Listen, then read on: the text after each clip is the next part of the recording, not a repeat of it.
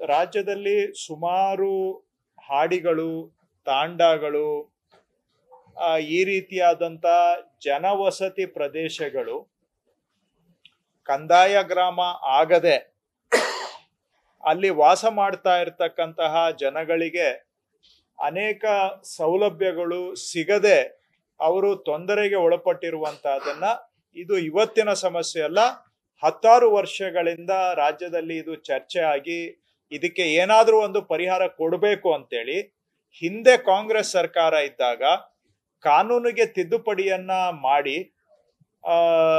ಈ ಕಂದಾಯ ಗ್ರಾಮಗಳ ಸ್ಥಾನಮಾನವನ್ನ ಈ ವಸತಿ ಪ್ರದೇಶಗಳಿಗೆ ಕೊಡಬೇಕು. ಯಾವ ಕಂದಾಯ ಗ್ರಾಮಗಳು ಆಗಿಲ್ಲ ಆದ್ರೆ ವಸತಿ ಪ್ರದೇಶಗಳು ಇದಾವೆ, ಹ್ಯಾಬಿಟೇಷನ್ಸ್ ಅಂತೇವೆ, ತಾಂಡ ಆಗ್ಬೋದು, ಹಟ್ಟಿಗಳಾಗ್ಬೋದು, ಅಥವಾ ಈ ರೀತಿಯಾದಂತ ಕೆಲವು ತೋಡು ಬೇರೆ ಬೇರೆ ಹೆಸರುಗಳು ಬೇರೆ ಬೇರೆ ಭಾಗದಲ್ಲಿ ಅವಕ್ಕೆ ಇದಾವೆ, ಮಜರಾ ಗ್ರಾಮಗಳು, ಇವೆಲ್ಲ ಅವುಗಳಿಗೆ ಕಂದಾಯ ಗ್ರಾಮದ ಸ್ಥಾನಮಾನವನ್ನ ಕೊಟ್ಟು ಅದರ ಜೊತೆಗೆ ಅಲ್ಲಿ ವಾಸ ಮಾಡ್ತಾ ಇರ್ತಕ್ಕಂಥ ಜನಗಳಿಗೆ ಶಾಶ್ವತ ಹಕ್ಕುಪತ್ರವನ್ನು ಕೂಡ ಕೊಟ್ಟು ಅವರು ಇರ್ತಕ್ಕಂಥ ತ್ರಿಶಂಕು ಸ್ಥಿತಿಯಿಂದ ಅವರಿಗೆ ಒಂದು ಪರಿಹಾರವನ್ನ, ಶಾಶ್ವತ ಪರಿಹಾರವನ್ನ ಕೊಡಬೇಕು. ಅವರ ಗ್ರಾಮ ಮತ್ತು ಮನೆ ಎರಡಕ್ಕೂ ಕೂಡ ಕಾನೂನಿನ ಆಸರೆಯನ್ನ ಕೊಟ್ಟು ಅವರಿಗೆ ಮುಂದೆ ಯಾವುದೇ ರೀತಿ ತೊಂದರೆ ಬಾರದ ಹಾಗೆ ಮತ್ತು ಸರ್ಕಾರದ ಎಲ್ಲಾ ಸೌಲಭ್ಯಗಳು ಅವರಿಗೆ ಸಿಗುವಂತ ಕೆಲಸ ಮಾಡಬೇಕು ಅಂತೇಳಿ ಕಂದಾಯ ಗ್ರಾಮಗಳ ಕೆಲಸ ನಾವು ರಾಜ್ಯದಲ್ಲಿ ಮಾಡ್ತಾ ಇದ್ದೇವೆ. 2016-17ರಲ್ಲಿ ನಮ್ಮ ಸರ್ಕಾರ ಇದ್ದಾಗ ಇದಕ್ಕೆ ಬೇಕಾದಂತ ಕಾನೂನನ್ನ ನಾವು ರಚನೆ ಮಾಡಿದ್ದೇವೆ. ಹೋದ ಹಿಂದಿನ 5 ವರ್ಷದಲ್ಲಿ ಸುಮಾರು 1 ಲಕ್ಷ ಜನರಿಗೆ ಈ ರೀತಿಯಾದಂತಹ ಒಂದು ಹಕ್ಕುಪತ್ರವನ್ನ ಕೊಡುವಂತ ಕೆಲಸ ಆಗಿದೆ 5 ವರ್ಷದಲ್ಲಿ.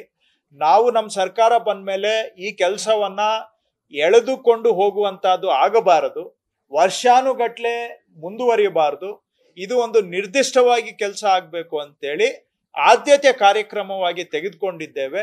ಈಗ ಕಳೆದ 1.5 ವರ್ಷದಿಂದ ಸುಮಾರು 1,30,000 ಇಲ್ಲಿ ವಾಸ ಮಾಡ್ತಕ್ಕಂತಹ ಜನಗಳಿಗೆ 94D ಕರ್ನಾಟಕ ಭೂ ಕಂದಾಯ ಕಾನೂನು, Karnataka land revenue act 94D ಕೆಳಗಡೆ ಇವರಿಗೆ ಹಕ್ಕುಪತ್ರ ಕೊಡುವಂತದಕ್ಕೆ ಸುಮಾರು 1,30,000 ಕುಟುಂಬಗಳಿಗೆ ಅವರು ವಾಸ ಮಾಡ್ತಕ್ಕಂತ ಮನೆಗೆ ಹಕ್ಕುಪತ್ರ ಕೊಡುವಂತ ಕೆಲಸ ತಯಾರಾಗಿದೆ.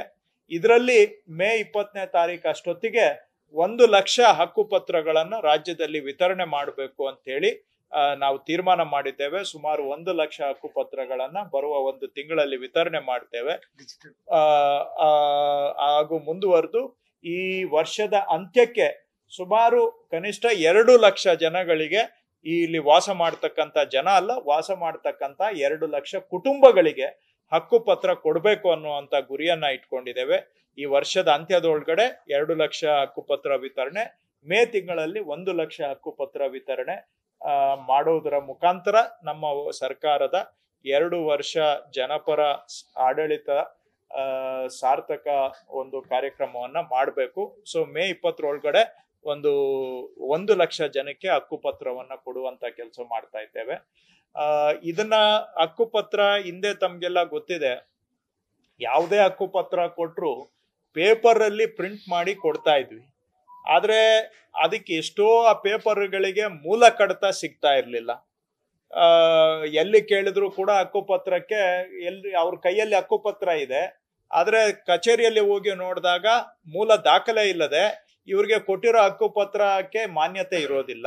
ಇನ್ ಕೆಲವು ಕಡೆ ಒಂದೊಂದು ಸೈಟ್ಗೆ ಒಂದೊಂದು ಮನೆಗೆ 2-3 ಹತ್ರ ಹಕ್ಕುಪತ್ರ ಇರುತ್ತೆ. ಯಾಕೆಂದ್ರೆ ಅದಕ್ಕೆ ಜೆನ್ಯುನ್ ಬೋಗಸ್ಸು ಯಾವುದು ಅಂತ ಗೊತ್ತಾಗೋದಿಲ್ಲ, ಕಡತಗಳು ಸರಿಯಾಗಿ ಸಿಗೋದಿಲ್ಲ. ಹೀಗಾಗಿ ಅವ್ರಿಗೆ ಹಕ್ಕುಪತ್ರ ಕೊಟ್ಟರು ಅವ್ರಿಗೆ ಖಾತೆ ಆಗಲ್ಲ, ಕೊಟ್ಟಿರೋ ಹಕ್ಕುಪತ್ರಕ್ಕೂ ಎಷ್ಟೋ ಬಾರಿ ಬೆಲೆ ಇಲ್ಲ, ಮತ್ತೆ ವ್ಯಾಜ್ಯಗಳು ಬೇರೆ. ಯಾಕಂದ್ರೆ ಒಂದೊಂದು ಮನೆಗೆ 2-2 ಹತ್ರ ಹಕ್ಕುಪತ್ರ ಇರುತ್ತೆ. ಸೊ ಈ ಯಾವುದು ಆಗಬಾರದು ಅಂತೇಳಿ ಈ ಬಾರಿ ಕೊಡುವಂತ ಹಕ್ಕುಪತ್ರ ಎಲ್ಲವೂ ಕೂಡ ಡಿಜಿಟಲ್ ಹಕ್ಕುಪತ್ರಗಳನ್ನ ನಾವು ಕೊಡ್ತಾ ಇದ್ದೇವೆ. ಏನು ಅನುಕೂಲ ಅಂತ ಕೇಳ್ಬೋದು. ಡಿಜಿಟಲ್ ಹಕ್ಕುಪತ್ರ ಕೊಟ್ಟಾಗ ಮೂಲ ಕಡತ ಕಳೆದು ಹೋಗೋದಿಕ್ಕೆ ಅವಕಾಶನೇ ಇರೋದಿಲ್ಲ. ಸೊ ಮಿಸ್ಸಿಂಗ್ ರೆಕಾರ್ಡ್ಸ್ ಅನ್ನೋದು ಬರೋದಿಲ್ಲ. ನಾಳೆ ಯಾರಿಗೆ ಕೊಟ್ಟಿದ್ದೀವಿ ಅಂತ ನೀವು 100 ವರ್ಷ ಆದ್ರೂ ಕೂಡ ಸ್ಪಷ್ಟತೆ ಇರುತ್ತೆ. ಯಾರು, ಅವ್ರ ವಯಸ್ಸೇನು, ಅವ್ರ ಹೆಸರೇನು, ಅಷ್ಟಾದ್ರೂ ನಮ್ಮ ಹತ್ರ ದಾಖಲೆ, ಮೂಲ ಕಡತ ಕಳೆದು ಹೋಗುವ ಪ್ರಶ್ನೆನೇ ಉದ್ಭವಿಸೋದಿಲ್ಲ. ಅದನ್ನ ನಕಲಿ ಮಾಡ್ಲಿಕ್ಕೂ ಕೂಡ ಆಗೋದಿಲ್ಲ. ಅಥವಾ ಒಂದು ನಿವೇಶನಕ್ಕೆ ಇಬ್ಬರಿಗೆ ಹಕ್ಕುಪತ್ರ ಕೊಡ್ಲಿಕ್ಕೂ ಆಗೋದಿಲ್ಲ. ಸೊ ಹಾಗಾಗಿ ಶಾಶ್ವತವಾಗಿ ನಾವು ಕೊಡುವಂತ ಹಕ್ಕುಪತ್ರ ಆ ಜನಗಳಿಗೆ ನೆಮ್ಮದಿಯನ್ನೂ ಕೊಡಬೇಕು ಅನ್ನೋದು ಇದರ ಮುಂದಿನ ಉದ್ದೇಶದಿಂದ ಕಂಪಲ್ಸರಿಯಾಗಿ ಅವರಿಗೆ ಡಿಜಿಟಲ್ ಹಕ್ಕುಪತ್ರ ಕೊಡ್ತಾ ಇದ್ದೇವೆ. ಅಷ್ಟೇ ಅಲ್ಲ, ಮುಂದುವರೆದು ನಾಳೆ ಇನ್ನೂ ಡಿಜಿಟಲ್ ಹಕ್ಕುಪತ್ರದಲ್ಲೇ ನಮ್ಮ ಪ್ರಕಾರ 100ಕ್ಕೆ 100 ಸಮಸ್ಯೆಗಳಿಗೆ ಪರಿಹಾರ ಸಿಗುತ್ತೆ. ನಾಳೆ ಈಗ ಹಾಲಿ ಇರ್ತಕ್ಕಂಥ ಗೊಂದಲಗಳು ಮುಂದುವರಿಯೋದಿಲ್ಲ. ಆದ್ರೆ ಅಷ್ಟಕ್ಕೆ ಬಿಡಬಾರ್ದು ಅಂತೇಳಿ ಇನ್ನ ಮುಂದಕ್ಕೆ ಹೋಗಿ ಅವ್ರಿಗೆ ಈ ಎಲ್ಲಾ ಆಸ್ತಿಗಳನ್ನ ಸರ್ಕಾರದಿಂದ ಅವರಿಗೆ ನೋಂದಣಿ ಮಾಡಿ ಕೊಡ್ತಕ್ಕಂಥದ್ದು, ರಿಜಿಸ್ಟರ್ ಮಾಡಿಕೊಡ್ತಕ್ಕಂಥದ್ದು, ಕ್ರಯಪತ್ರದ ಮುಖಾಂತರ ಅವರಿಗೆ ನೋಂದಣಿ ಮಾಡಿ ಕೊಡ್ತಕ್ಕಂಥದ್ದನ್ನು ಮಾಡ್ತಾ ಇದ್ದೇವೆ. ಮತ್ತು ಅಲ್ಲಿಗೆ ನಿಲ್ಸೋದಿಲ್ಲ, ಅದನ್ನ ಸರ್ಕಾರದಿಂದನೇ ಸ್ಥಳೀಯ ಸಂಸ್ಥೆ ಮುಖಾಂತರ ಅವ್ರಿಗೆ ಖಾತೆನೂ ಮಾಡಿಕೊಡುವಂತ ಕೆಲಸ ಮಾಡ್ತಾ ಇದ್ದೇವೆ. ಸೊ ಸಾಸಿವೆ ಕಾಳಿನಷ್ಟು ನಾಳೆ ಇದರಲ್ಲಿ ಅನುಮಾನ ಇರಬಾರ್ದು. ಮತ್ತೆ ನಾಳೆ ಮತ್ತೆ ಅವರು ಸರ್ಕಾರಿ ಕಚೇರಿಗಳಿಗೆ ಅಲಿಯುವಂತದ್ದು ಆಗ್ಬಾರ್ದು. ಅದು ಕಂದಾಯ ಇಲಾಖೆಗಿರ್ಬೋದು, ಗ್ರಾಮ ಪಂಚಾಯತಿಗೆ ಹೋಗಿ ಖಾತೆ ಆಗ್ಲಿಲ್ಲ ಅಂತ ಅಲ್ಲಿ ಅಲಿಯುವಂತದ್ದು ಇರ್ಬೋದು, ಅಥವಾ ನನ್ನ ದಾಖಲೆಗಳು ಇಲ್ಲ ಅಂತೇಳಿ ಅಲಿಯುವಂತಹದ್ದು. ಯಾವುದು ಕೋರ್ಟು ಕಚೇರಿಗೆ ಮುಂದಕ್ಕೆ ಹೋಗೋದಕ್ಕೆ ಅವಕಾಶ ಇಲ್ಲದಾಗೆ ಪಕ್ಕ ಅವರಿಗೆ ದಾಖಲೆ ಮಾಡಿಕೊಡುವಂತ ಕೆಲಸವನ್ನ ಮಾಡ್ತಾ ಇದ್ದೇವೆ. ಇದನ್ನ ಮೇ ತಿಂಗಳಲ್ಲಿ ಸುಮಾರು 1 ಲಕ್ಷ ಕುಟುಂಬಗಳಿಗೆ ಹಕ್ಕುಪತ್ರ ಕೊಡುವಂತ ಕಾರ್ಯಕ್ರಮ ಹಮ್ಮಿಕೊಂಡಿದ್ದೇವೆ.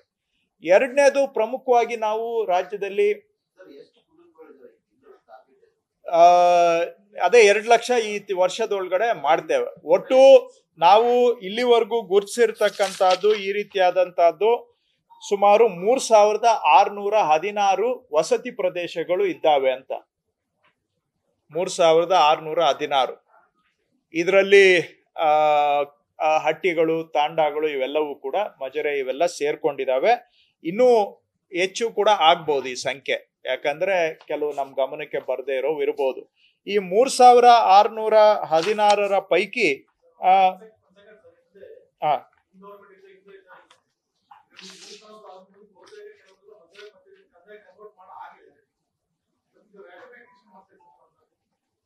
ಆಗಿದ್ರೆ ಆಗಿದೆ ಅಂತ ಅಷ್ಟೇ. ಮತ್ತೆ ಅದನ್ನೇನ್ ರಾಟಿಫಿಕೇಶನ್ ಮಾಡೋದು ಮತ್ತೆ ಅವಶ್ಯಕತೆ ಇರೋದಿಲ್ಲ.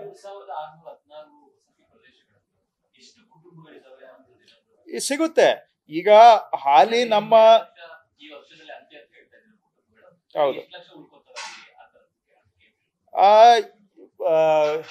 ನಾವು ಇವತ್ತು 3221ಕ್ಕೆ ಪ್ರಾಥಮಿಕ ಅಧಿಸೂಚನೆ ಹೊರಡಿಸಿದ್ದೇವೆ. 3221. ಅದರ ಪ್ರಕಾರ ನಾನು ಲೆಕ್ಕ ಹಾಕಿದ್ರೆ ಸುಮಾರು 1,46,000 ಕುಟುಂಬಗಳು ಬರ್ತಾ ಇದೆ. 1,42,346 ಕುಟುಂಬ ಬರ್ತಾ ಇದೆ. ಬಟ್ ಈ ನಂಬರು ನಾವು ಇದನ್ನ ಫೈನಲೈಸ್ ಮಾಡುವಷ್ಟೊತ್ತಿಗೆ 2 ಲಕ್ಷಕ್ಕೆ ಮುಟ್ಟುತ್ತೆ ಅನ್ನುವಂಥದ್ದು ನನ್ನ ಅಂದಾಜು. ನ್ಯೂಸ್ ಫಸ್ಟ್, ನಿರ್ಭೀತಿಯಿಂದ ನಿಮ್ಮ ಪರವಾಗಿ.